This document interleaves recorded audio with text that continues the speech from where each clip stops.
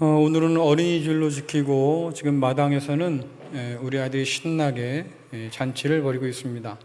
예배 끝나면 우리 중고등부 학생들도 그런 시간이 있을 테니까 잘 참기를 바랍니다. 그래요. 이게 뭔지 아세요? 자랑하려고 갖고 왔어요. 올라오는데 어떤 꼬마아이가 저한테 줬어요. 팝콘 하나. 예배 끝나고 먹어야지. 자, 여러분들 멘붕이란 말 혹시 아시나요? 멘붕. 들어는 보셨죠? 언제 써요? 그 단어를 쓸 때가 언제입니까? 네? 황당했을 때. 또 이 멘붕이란 말을 대체할 수 있는 단어가 있을까요? 어렵군요. 자, 멘붕이라고 하는 말은 멘탈 붕괴의 축약어지요. 줄임말인데요. 이게 직역하면 정신이 무너져 내리다 혹은 정신이 아득해진다 이런 뜻이라고 해요. 또 사자성어로 좀 얘기하자고 하면 망연자실 뭐 이런 황당할 때 쓰는 단어일 수 있겠고, 한간에서는 일본에서 비롯된 단어니까 쓰면 안 된다 이런 얘기도 있지만 이게 아직 결론 난 것이 아니어서 많은 사람들이 입에 오르내리게 쓰고 있지요. 그래서 평정심을 잃을 만큼 당혹스러운 일이 생겼을 때, 그래서 내가 마음이 놀랬을 때 보통 야 멘붕이다, 옛날에는 황당하네 뭐 이렇게 표현했는데 요즘에는 멘붕이야 이렇게 표현한다 그래요. 근데 이것이 언제 더 극대화되냐면 내가 대처할 수 없다는 생각이 들 때, 다시 말해서 이 상황 속에서 내가 놀라고 황당하기도 하지만 딱히 내가 뭘 어떻게 할 수 없어 라고 할 때 그런 무기력함이 클수록 멘붕이 더 크게 느껴진다고 하는 거죠. 오늘 말씀해 보면 사랑하는 딸의 죽음을 앞둔 한 아버지가 나옵니다. 오늘 넘기기 어렵다는 말을 들었을 때 그 아버지의 마음은 어땠을까? 그렇잖아요. 야이로라는 사람이 등장하는데요. 이 야이로에게 딸이 하나밖에 없었는지 아니면 다른 자녀가 더 있었는지 본문 속에서 확인할 길은 없지만 한 가지 분명한 것은 야이로가 그 딸을 무척 사랑했다는 것은 분명한 것 같아요. 요즘 딸 보면 어쩔 줄 몰라 하는 아버지들이 있죠. 그걸 뭐라고 불러요? 딸바보라고 불러요. 우리 교회도 딸바보가 좀 있을 텐데 아쉽게도 저는 딸바보가 안 돼요. 아이가 셋인데 딸이 없어요. 이번에 우리 장로님들 중에서 딸을 가진 분들이 하나는 이제 결혼을 했으니까 자랑을 하더라고요. 이래봬도 내가 장인입니다. 저는 장인 될 일이 없어요. 어떻게 하면 좋아요? 어쨌든 그래서 그 당시에 예수님 당시에 딸바보 그럼 누가 있을까? 성경 찾아보면 야이로 같은 사람이 또 있을까?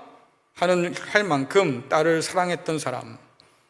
그래서 그렇게 금이야 오기야 키우던 그 딸아이가 말입니다, 갑자기 병에 걸리고 죽어가고 있다.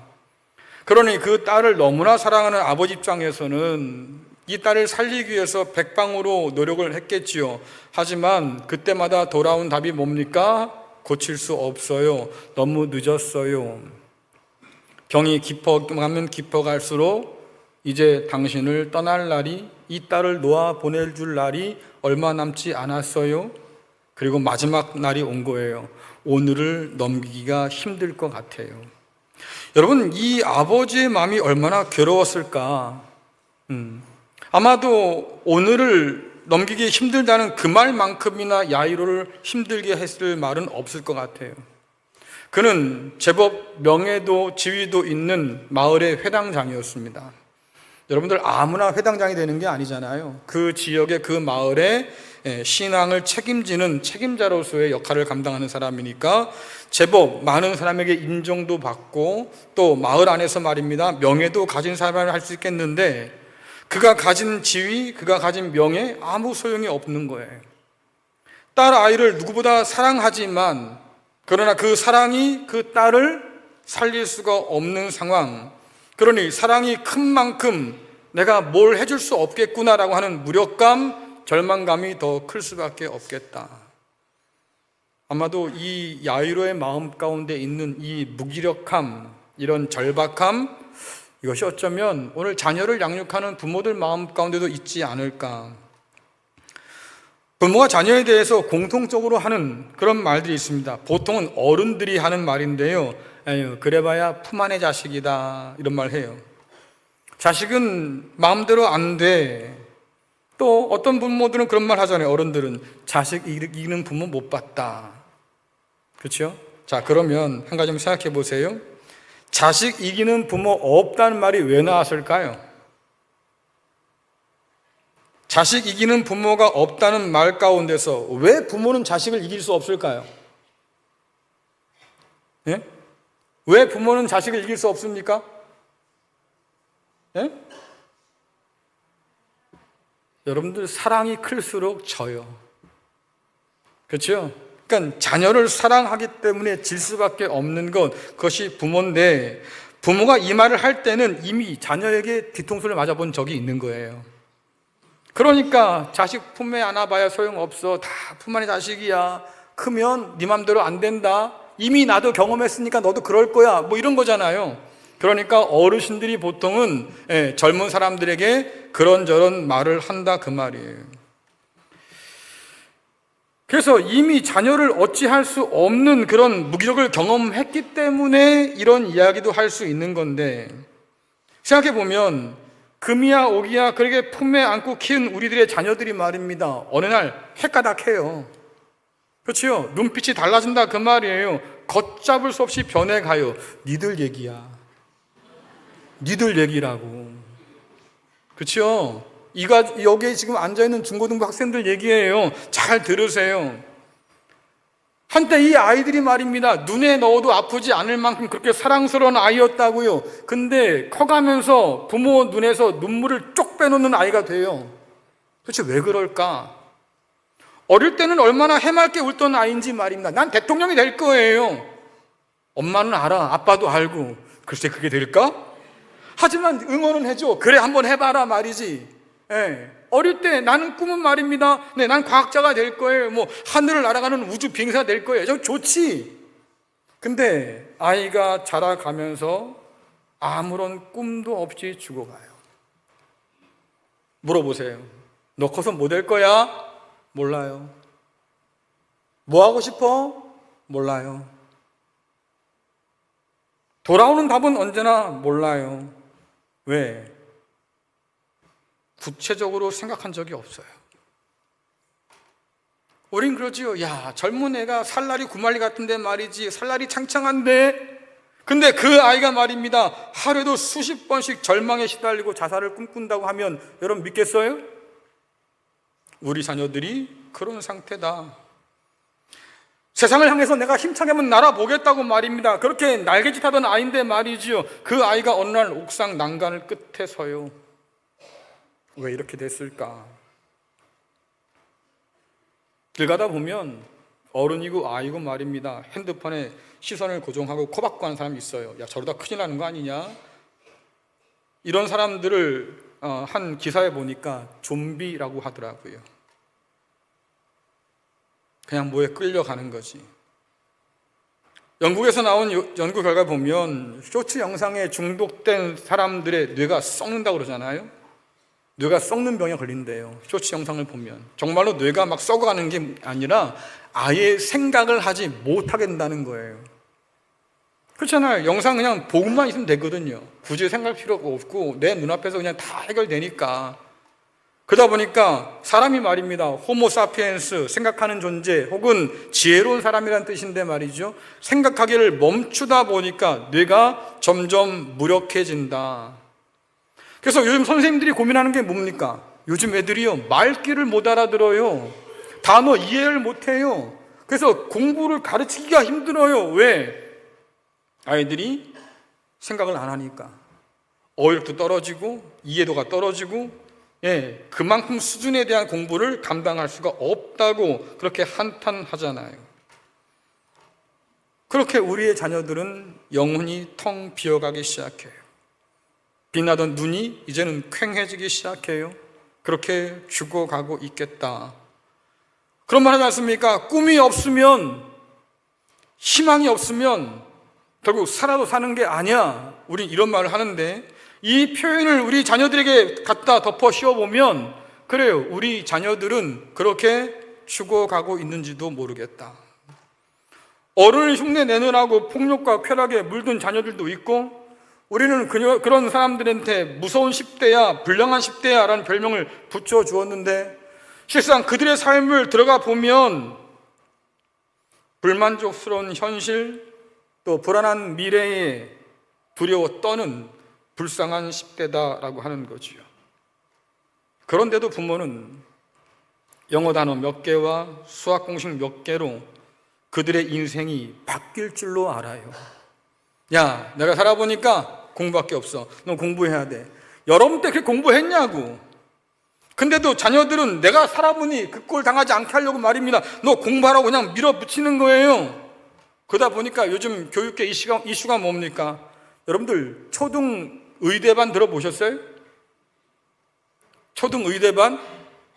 아직도 초등학생인데 말입니다. 벌써부터 의대를 갈 준비를 해야 한다는 거예요. 그러니까 선행학습 시키고 뭐 난리가 났지요. 그것도 모자라서 말입니다. 입학 전에 7세 고시반. 야, 7세도 늦어. 그래서 뜬 게 뭡니까? 4세 고시반. 정신 나간 거 아니냐고요. 여기에 웃지 못하는 사람들이 분명히 있을 거야. 그러지 마세요. 여러분들 4세 아이가 말입니다. 엄마한테 조르고 졸라서 엄마 나는 꼭 고시반에 들어갈 거예요. 이래서 들어갔을까요?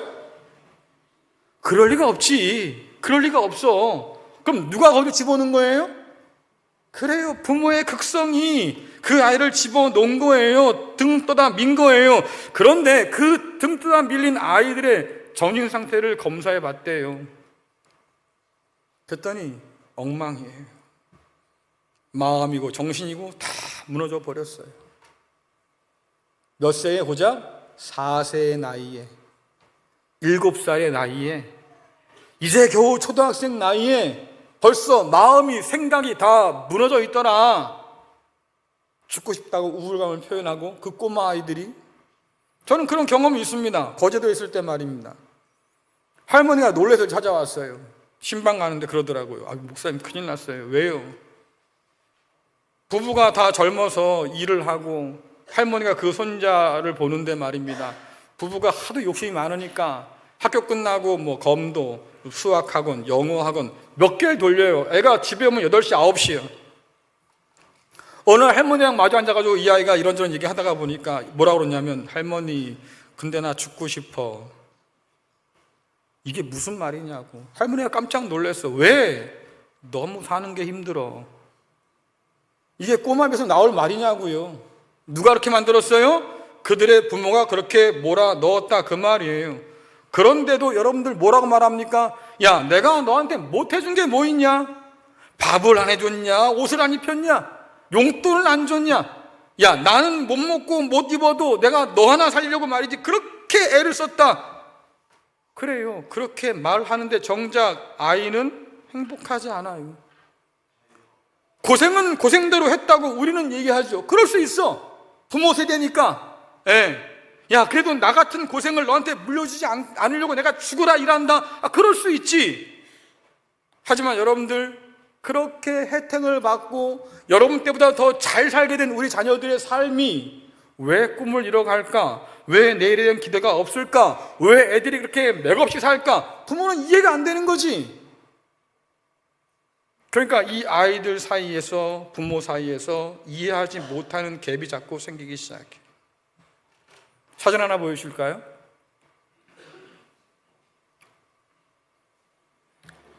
(2부) 때 썼던 사진인데요. 아이들, 꼬마 아이들 설교하느라고. 근데 가만히 생각해 보니까 (3부) 때도 쓸만할 것 같아요. 자, 옆에 있는 두 개가요, 같은 개예요. 같은 개인데요, 저렇게 털 빠지고 완전히 그냥 볼성 사나운 저 개는요, 학대받아서 저렇게 된 거예요. 근데 저 개가 좋은 주인을 만나니까 저렇게 활짝 웃는 개로 변하잖아요. 제가 여기서 드릴 수 있는 말씀 중에 하나는 뭐냐면, 우리 부모는요, 아이들이 저런 줄 알아요. 저렇게 행복하고 털도 부슬부슬하고 말입니다. 부족할 게 없어 보이니까. 왜? 내가 다 해줬거든. 그런데 정작 아이의 마음은 옆에 있는 비루먹은 강아지 같은 거예요. 비참하고 행복하지 않고 우울하고 괴롭고 미래가 불투명하고 속상하고. 그러면 여러분은 이런 자녀를 보면서 무슨 생각을 합니까? 저런 자녀들이 말이죠, 옆에 활짝 웃는 저 개처럼 그렇게 변할 수 있을까? 살아날 수 있을까?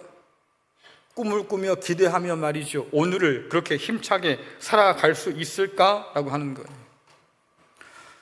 죽어가는 딸을 바라보면서 넋놓고 있던 야이로가 말입니다, 갑자기 벌떡 일어나서 달려가기 시작합니다. 내가 이러고 있을 때가 아니야. 왜? 딸의 임종을 지켜야 할 그가 말입니다, 일어나 달려가기 시작해요. 예수님밖에 없겠다. 이 상황에서 내 딸을 살릴 분은 그분밖에 없겠다. 사실 한 마을의 회당을 책임지는 회당장으로서 그는 이미 예수님에 관한 많은 소문들을 들었을 거예요.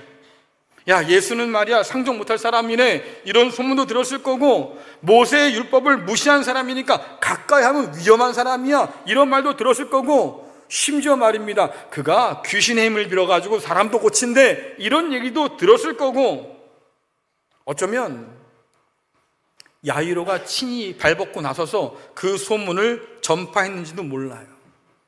내가 예루살렘에서 온 율법학자를 만나봤는데, 예수라는 사람이 위험하대, 그 양반이 지금 우리 마을에 와 있잖아, 상종도 하지 마, 이런 얘기를 퍼뜨렸을지도 모르지요.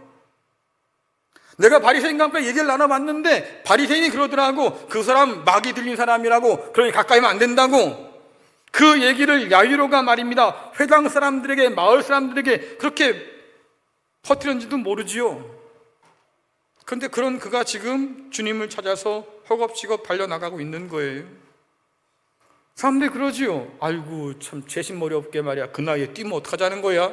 그래요, 당시에 나이 지긋한 사람이 채통 없이 뛰는 거, 그거 별로 보기 좋은 일 아니었습니다.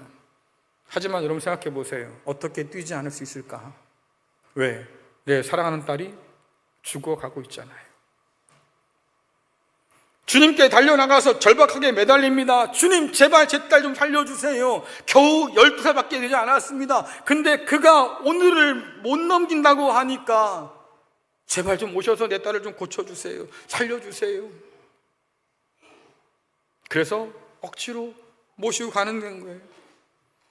우리는 마태복음 7장에서 이 야이로를 닮은 또 다른 아버지를 만나게 되는데요, 그는 간질에 걸려서 고통받는 아들을 위해서 절박한 마음으로 나와서 주님께 무릎을 꿇습니다. 주님, 내 아들을 불쌍히 여겨 주십시오. 그가 간질 때문에 심히 고생해서 자주 불에도 넘어지고 물에도 넘어지고, 내가 주님 제자에게 데리고 나왔지만 그들은 고치지 못합니다. 그러니 주님밖에 없습니다. 제발 좀 고쳐주세요. 여러분은 수로보니게 여인을 기억할 거예요.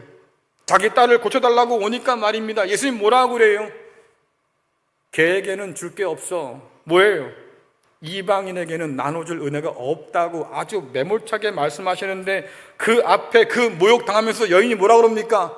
맞습니다, 주님. 걔가 주인의 상에 올라가서 먹을 수는 없는 법이지요. 하지만 그 상에서 떨어지는 부스러기는 먹을 수 있지 않겠습니까?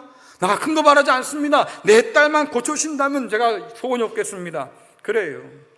이 부모들의 공통점이 뭐예요? 모두가 자녀에 대한 절박함으로 주님을 찾아 나왔다. 그러면 여러분은 어떻습니까? 물불을 가리지 못하고 이리저리 쓰러지는 자녀들을 위해서 여러분은 어디로 달려가요? 죽음을 목전에 둔 자녀를 위해서 여러분 누구에게로 달려갑니까? 텅 비어버린 그 영혼을 바라보면서, 퀭해진 그 눈을 바라보면서 여러분은 무엇을 할 수 있겠어요? 영어 단어 몇 개?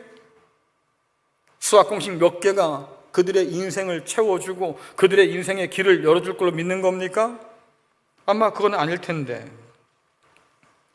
예수님 모시고 집으로 가던 중 많은 인파들이 몰려들어요. 마치 교통체증 같은 말입니다. 꽉 막혀버렸어요. 게다가 말입니다, 갑자기 끼어든 사고 차량처럼 한 여인이 예수님을 막아섰지요.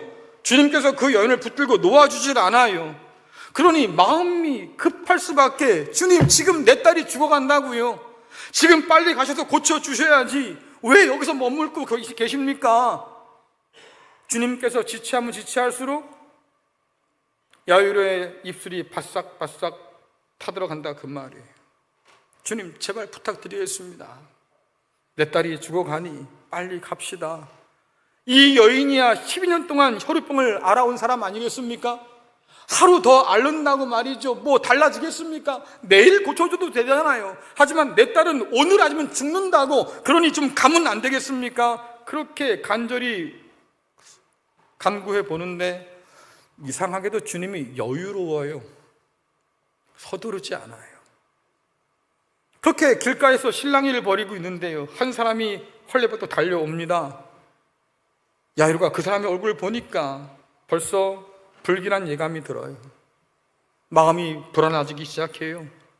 그 사람이 와서 뭐라 그럽니까? 아이가 죽었어요. 더 이상 선생님을 괴롭게 하지 마세요. 예수님께서 오신다고 한들 죽은 아이를 어찌할 수 있겠습니까? 그러니 그만하세요. 이제는 빨리 가서 아이 장례를 준비해야지요. 여러분들 이 말 듣고 다리에 힘이 풀려버렸을 거예요. 야이로가 털썩 주저앉았을 겁니다. 왜? 신락같이 가는 그 소망마저 이제는 끊어져 버리고 말았잖아요. 마음 가운데 어떤 생각이 들겠습니까? 주님께서 조금만 더 서둘러 줬으면 내 딸이 죽지 않았을 텐데, 저 혈우병 여인, 그 여인만 아니었어도 내 딸이 죽지 않았을 텐데, 뭐 이렇게 저렇게 생각하다 결국 뭐예요? 내 탓이야. 내가 조금만 더 빨랐다면, 내가 어저께 주님을 찾았다면 내 딸이 오늘 살 수도 있었을 텐데, 그러니까 후회로 마음이 가득 찬다. 한번 생각해 보세요. 그때 그 야이로의 후회가 오늘 우리의 후회는 아닐까. 주님 말씀이 참 이상해요. 야이로야, 두려워하지 마. 믿기만 해. 뭘 믿어요? 누굴 믿으란 말이에요? 사랑하는 딸이 그만 죽고 말았다고 사람들이 와서 전해줬습니다. 그 사람들은 딸의 죽음을 확인하고 온 거예요. 그런데 야, 죽은 게 아니야. 자고 있어. 내가 가서 깨워줄게. 그럼 일어날 거야. 넌 믿기만 해. 어떻게 이 주님 말씀 믿을 수 있겠냐 그 말이에요. 여러분 뭐가 더 믿겠습니까? 숨진 딸아이를 확인하고 달려온 바로 그 사람들이겠어요? 아니면 아직도 딸아이를 본 적이 없는 예수님의 말을 듣겠어요? 믿기가 어렵지요. 판단하기가 어려워요. 더군다나 말입니다, 그래도 아이가 살아있을 때는 가능성이 있었어요. 고쳐만 주면 되잖아요. 근데 그 아이가 죽은 지금은요, 살려내야 하잖아요. 자, 그럼 여러분께 질문 하나 드리겠습니다. 살리는 게 쉬워요? 고치는 게 쉬워요? 예? 살리는 게 쉬워요? 고치는 게 쉬워요? 그래요. 고쳐달라고 믿음을 가지고 갔는데 말입니다, 더 큰 믿음이 필요하게 됐어요. 과연 주님께서 죽은 아이를 살릴 수 있을까? 기대할 수가 없는 거지. 주님과 함께 집으로 가까이 돌아오는데 말입니다, 곡하는 자의 곡소리가 이미 집 밖으로 흘러나오기 시작해요. 아이가 죽었다는 것을 다시 확인시켜 주잖아요. 그러니 주님을 졸릴 문제가 아니라 이제는 장례식을 준비할 시간인데, 주위 사람들도 예수님을 비웃기 시작해요. 주님, 애가 죽었다고요. 내가 봤어요. 지금 들어가 봐야 늦었습니다. 소용없다니까요. 그런데도 그 아이를 깨우겠다고, 다시 살리겠다고? 괜히 가족들 희망 고문하지 마시고 이쯤 하세요. 더 이상 가망성이 없다고요. 그런데도 주님께서 뭐라고 말씀하셔요? 믿기만 해라. 내가 깨울 거야.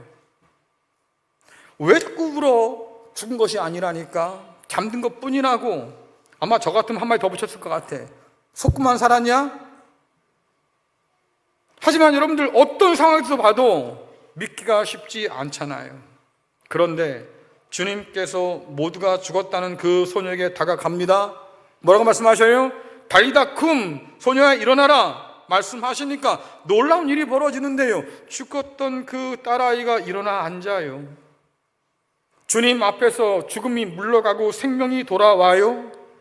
다시 꿈꿀 수 있는 아이가 되었고, 다시 내일을 기대할 수 있는 아이가 되었고, 오늘 주어진 이 생명을 말입니다, 앞으로 살아갈 날들을 위해서 애쓰고 수고할 날로 그렇게 살아갈 수 있는 아이가 되었다 그 말이에요. 그럼 여러분들 한번 생각해 보십시오. 우리의 후회가 더 깊어지기 전에 우리는 우리의 자녀를 주님께로 데려올 수 있을까요? 내가 깨울 거야, 믿어 라고 하신 주님 말씀을 오늘 우리가 믿을 수 있을까? 주님께서 우리 자녀들에게 달리다 쿰 명령하시면 여러분, 우리 자녀도 다시 일어설 수 있지 않겠어요? 그러니 부모로서 자녀를 주님 앞에 세우려고 하는 그런 노력들이 필요하겠지요. 야히로가 그렇게 주 앞에 울부짖던 것처럼, 그래요, 부모에게도 그런 태도가 필요하겠지. 근데 여기 계신 부모님들은 아마 그럴지도 모르겠습니다. 아유, 이미 우리 애는 교회 잘 다니고 있어요. 이미 주님 앞으로 난 데려다 놨어요. 여러분, 과연 정말 그럴까요? 제가 단언하건대요, 이 자리에 와 있는 이 아이들이 말입니다, 한 해 한 해 나이가 먹어가면서요, 그 다음에도 이 자리에 있을까요? 쉽지 않을걸요. 왜? 우린 이미 그걸 확인하고 있잖아요.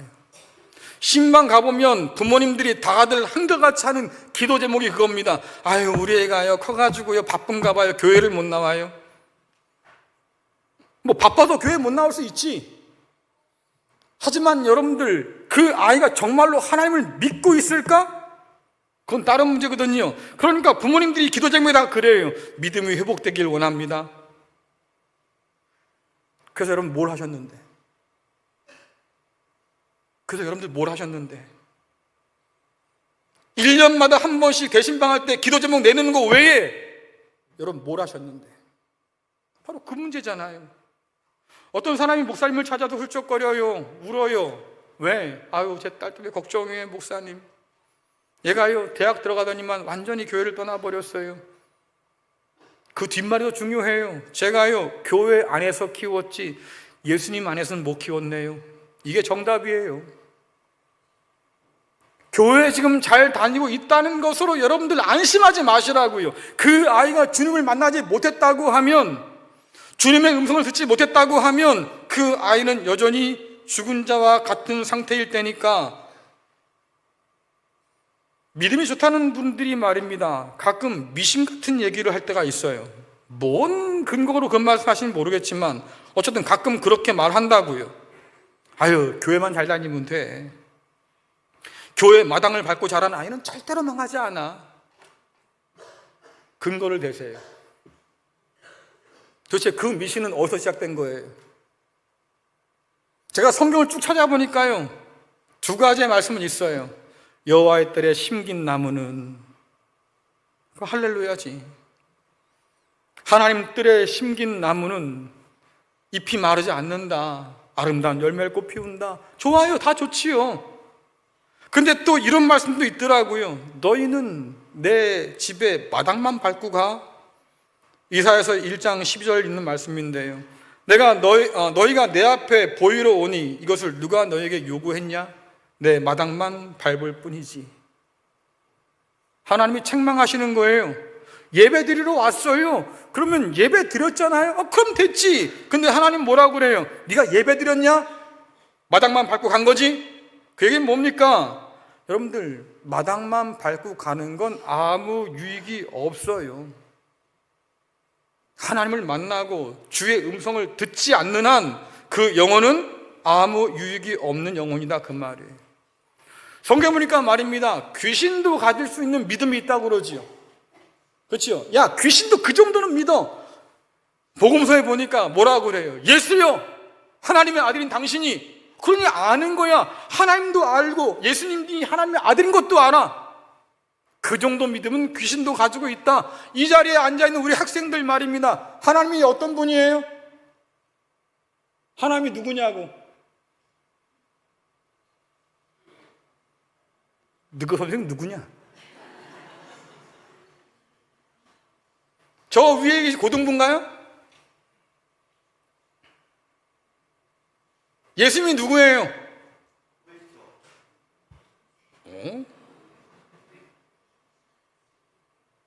그 정도 아는 것 가지고는 귀신도 안다고. 그러면 하나님께서, 주님께서 우리에게 원하신 게 뭐겠어요? 그분을 만나지 않고서는, 그분의 음성을 듣지 않고서는 여러분들 우리의 영혼이 소생함을 얻을 수 없다고 얘기하잖아요. 그러니 부모된 여러분들이 할 수 있는 일이 뭐겠습니까? 교회 안에 있다고 안심하지 말란 말이에요. 그 아이가 그리스도 예수 안에 있을 때 안심할 수 있는 거예요. 주님 앞에서 부모된 우리가 말입니다, 주 앞에 우리의 연약함과 절망을 고백하며 간청하세요. 주님, 내 아이에게도 좀 제발 일어나라고 말씀 좀 해주세요. 아침에 깨우느라고 승질만 내지 마시고 그 아이의 영혼을 깨울 수 있도록 주님 앞으로 데려오세요. 주님, 우리 애에게도 명령하셔서 일어나라고 제발 좀 말씀 좀 해주세요. 여러분들, 주님께 맡기면 살아나요. 주님께 드리면 다시 받아요. 자식을 위해서 못할 일이 없다면서. 그렇죠? 여러분들 가운데 나는 자식을 위해서 뭐든지 할 수 있다고 그러잖아요, 보통. 그렇죠? 뭘 할 수 있어요? 여러분의 가진 것으로 여러분의 자녀가 말입니다, 그 영혼이 구원받을까요? 이 세상에서 잘 먹고 잘 살 수는 있겠지. 하지만 그 아이가 인생의 의미를 가지고 말입니다, 하나님께서 보시기에 그런 복된 삶을 살려고 애를 쓸 수 있을까요? 그러니 말씀드리는 거예요. 그렇게 자식을 위해서 못할 일이 없다고 하면 자녀를 위해서 울어보라, 그 말이에요. 하나님 앞에, 주님 앞에 나가서 무릎 꿇어보라, 그 말이에요. 주님, 내 자녀에게도 그렇게 명령하셔서 제발 좀 일어나라고 해주십시오. 이 아이가요, 꿈도 없이 살아가요. 내일에 기대가 없어요. 그냥 몰라요 말뿐이에요. 이 아이가 앞으로 세상을 어떻게 살아가겠습니까? 주님, 제발 이 아이를 깨워주십시오. 여러분, 그 간구를 가지고 주님 앞에 엎드릴 때 오늘 주님께서 분명히 우리에게 물어보실 거예요. 내가 깨울 거야, 너 믿어? 여러분, 뭐라고 답하시겠어요? 주님, 말씀하여 주세요. 명령하여 주셔요. 우리 아이가 깨어나길 바래요. 주께서 말씀하시면 우리의 자녀들의 인생이 바뀌어요. 목적 없는 삶이 아니라 목적이 분명한 인생이 돼요. 방향 없는 삶이 아니라 방향이 분명한 인생이 돼요. 꿈을 가지고 살아가는 아이, 내일을 기대할 수 있는 아이, 오늘 하나님의 역사를 바라볼 줄 아는 아이, 그 소망 가운데 우리의 자녀들이 살아날 수 있다고 성경은 말씀하지요. 그러니 오늘 야이로처럼 주님 앞에 울고 간청하고 주님 앞에 우리의 아이를, 자녀를 세우기 위해서 오늘도 애쓰고 수고하는 우리 모두가 될 수 있기를 간절히 축원합니다.